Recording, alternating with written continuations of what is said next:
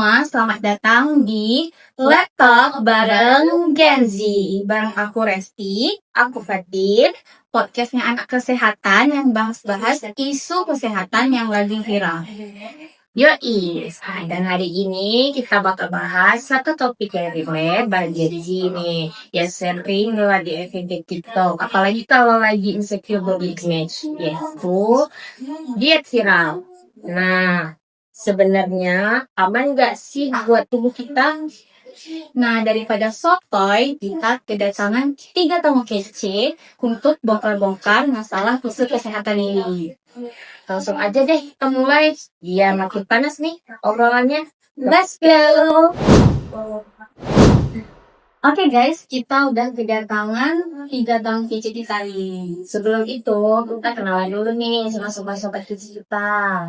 Hai, perkenalkan nama saya Nabila. Aku Liza. Saya Naya. Oke, kita masuk ke mitos yang pertama. Pasti udah nggak asing lagi sama namanya diet ala idol Korea. Contohnya kayak IU, yaitu dietnya makan apel satu apel makan dalam sehari. Dan banyak dari sekarang yang ikut diet ala IU itu sehat nggak sih? Iya, kaliannya banyak juga yang info nih. Kayak, wah, idol aku suka kurus nih. Berarti aku juga bisa dong asal makan satu apel sehari. Padahal kelihatannya bahaya gak sih? Benar, ini salah satu diet yang sangat bahaya. Memang kalau makan cuma satu apel dalam sehari bisa bikin berat badan turun. Karena kalorinya terlalu rendah. Tubuh jadi gak punya energi. Akibatnya gampang lemes, pusing, bahkan bisa hipoglikemia alias gula darahnya drop. Nah, dari sisi medis, ternyata lebih parah lagi loh. Kalau misalkan kita gak cukup energi dari makanan, tubuh bakal pakai cadangan energi dari lemak. Proses ini termasuk proses ketonin. Kalau misalkan keton kita banyak, itu bakal jadi ke asidosis metabolik. Artinya pH darah turun, gas darah gak seimbang, dan bahkan bikin mual dan pusing. Solusinya jangan kita diet ekstrim, karena diet ekstrim itu paling gak bagus buat tubuh. Mendingan kita diet kalori aja. Misalnya potong 200 sampai 500 kalori dalam tubuh. Itu bagus banget buat kesehatan kita. Oke, lanjut. Ini juga sering muncul. Katanya, kalau diet tanpa karbo alias no carbo diet, itu bikin badan kita lebih sehat. Soalnya, aku katanya hebat juga. Itu enggak sih? Bener banget, slogan kayak gitu banyak banget di kalangan netizen. Kayak stop nasi biar sehat, karbo bikin gendut. Padahal kan makanan pokok kita adalah nasi, ya kan? Dan faktanya, karbohidrat adalah energi utama untuk tubuh. Kalau misalkan kita stop karbo, tubuh bakal pakai lemak dan protein untuk energi. Bisa sih bikin berat badan turun, tapi tubuh bakal masuk ke kondisi ketosis. Kalau misalkan kebablasan, bisa bikin pusing, dehidrasi, bahkan gangguan keseimbangan elektrolit. Selain itu, hormon juga kacau. Insulin misalnya, yang kerja mengatur gula darah. Kalau karbo stop total, kerja insulin jadi nggak seimbang. Bisa bikin lemes, mood swing, bahkan jangka panjangnya gangguan metabolisme. Diet itu bukannya harus kita stop karbo, tapi kita milih karbo yang bisa ada tubuh kita. Misalkan beras merah, oats, tangan-tangan, biar itu karbo sangat stabil buat darah kita. Terus nahan makan juga lebih lama. Dan kalau buat diet itu sangat aman. Jadi intinya diet viral ala idol atau nggak karbo itu nggak baik dari tubuh ya. Jadi nggak boleh ikut-ikutan ya guys. Ya, harus paham efek untuk kesehatan juga. Betul, karena kita nggak cuma ngejar angka di timbangan doang, tapi juga kesehatan tubuh, hormon, sama metabolisme. Sesi pertama ini cukup sampai di sini. Jangan kemana-mana karena kita akan ada sesi kedua tentang bahas junk food dan makanan viral lainnya nih. Nah, stay tune di Laptop bareng Gen Z. Oke guys, masih di sini di Let's talk bareng Gen Z. Kita udah kedatangan tamu kedua kita nih. Sebelum kita masuk ke topik selanjutnya, kita kenalan dulu nih dengan sobat-sobat kita. Halo, saya Naila. Halo, saya Gaziatul. Halo, saya Muya. Nah, sesi yang pertama tadi, kita udah bahas nih di idol K-pop dan juga pacarku. Nah, sekarang kita bakal masuk ke pembahasan yang kedua, yaitu makanan junk food. Ya, karena junk food, jujur aja nih, junk food kayak burger, pizza itu udah jadi makanan comfort food bagi Gen Z.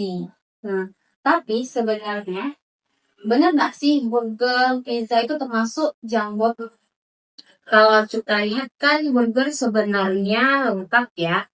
Ada roti sebagai karbo, daging sebagai protein, keju juga ada sayuran dan acar. Secara visual kan sehat ya. Jadi kenapa tetap dibilang junk food? Jadi, burger itu dikatakan junk food bukan dari komposisinya doang, tapi juga dari cara pengolahan dan juga porsinya. Roti yang digunakan menggunakan refined flour yang hijau. Daging yang diolah terus-menerus sehingga menghasilkan lemak yang tinggi. Terus serta saus yang digunakan mengandung banyak garam dan minyak. Nah, ini yang bahaya karena kandungan garam yang tinggi bisa mengganggu keseimbangan elektrit tubuh kayak natrium. Jadi, kalau kebanyakan risiko hipertensi naik, efeknya bisa ke sistem kardiovaskular juga. Jadi, lemak-lemak yang berlebihan bisa bikin resistensi insulin naik. Jadi, efeknya lagi ke sistem endokrin. Jadi, solusinya, kalau making burger, sebaiknya pilih variasi ini. Misalnya, pakai roti gandum, daging fresh tanpa olahan, dan pakai saus sehat seperti yogurt dressing. Jadi tetap aman namun sehat. Terus ya guys, perfect aja nih. Ada penelitian yang mengatakan bahwasanya orang yang keseringan memakan junk food atau makanan cepat saji itu biasanya otaknya akan mulai melemah atau mulai lemot dari biasanya. Oleh karena itu, kita jangan keseringan memakan makanan yang cepat saji karena ini tidak baik bagi kesehatan hidup kita. Jadi boleh ya kalau misalnya craving burger atau apa mau homemade bisa ya. Boleh karena homemade bisa diolah sesuai takaran yang kita inginkan. Nah, masuk ke mitos yang kedua nih ya. Nah, ada juga mitos yang sering banget kita temuin. Kalau mau kurus jangan makan malam. Katanya makan malam semuanya jadi lemah. Betul banget. Ini sering jadi jurus Gen Z sebelum tidur nih. Jadi benar gak sih mitos ini? Nah, makan malam itu sih nggak termasuk otomatis membuat kita gemuk ya. Sebenarnya makanan yang membuat kita gemuk itu tergantung jumlah kalori yang masuk di dalam tubuh kita.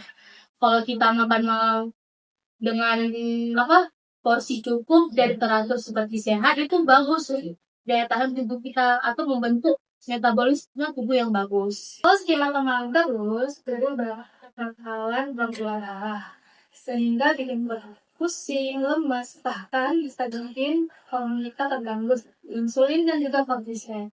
Ujung-ujungnya malah bikin dan malam.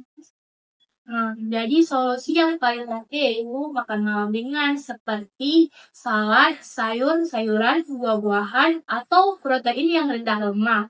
Karena itu bisa membantu ada energi asupan dari energi kita tanpa beban berlebih. Jadi intinya bukan jangan makan malam, tapi harus pintar dalam memilih menu dan porsinya.